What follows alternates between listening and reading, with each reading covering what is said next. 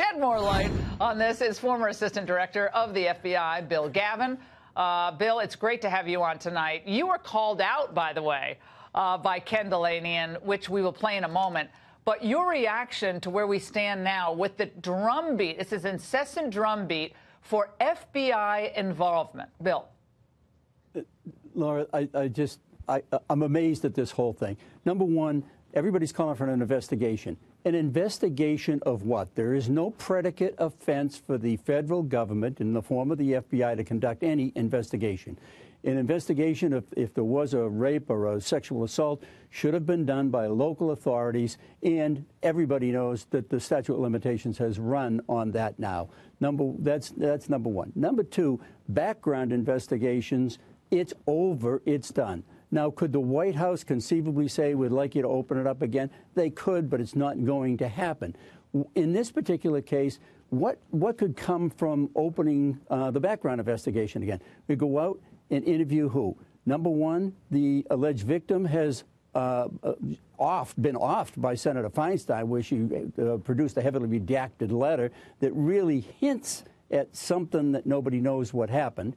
Number two, Judge Kavanaugh has already given his point of view. Number three, his friend has already alleged that I have no knowledge of anything like this, nor would I think that Judge Kavanaugh would do anything like that.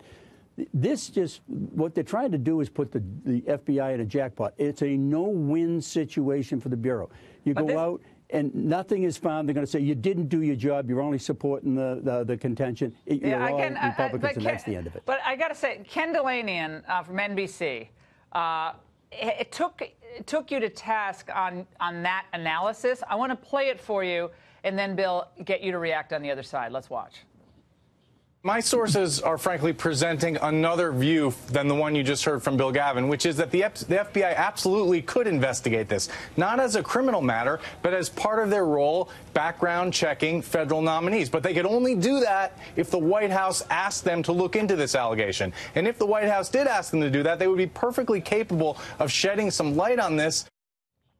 So this is the rub. It's the president. It always goes back to President Trump. If President Trump really cared about women and to protect women and cared about sexual assault allegations, he would demand that the FBI, I guess, go back and, again, find every house with a pool in Chevy Chase, Maryland or something, and then try to get these old Georgetown prep kids to rack their brains about, some keg party 36 years ago. But they're trying to put this on Trump. Is there any validity to that point?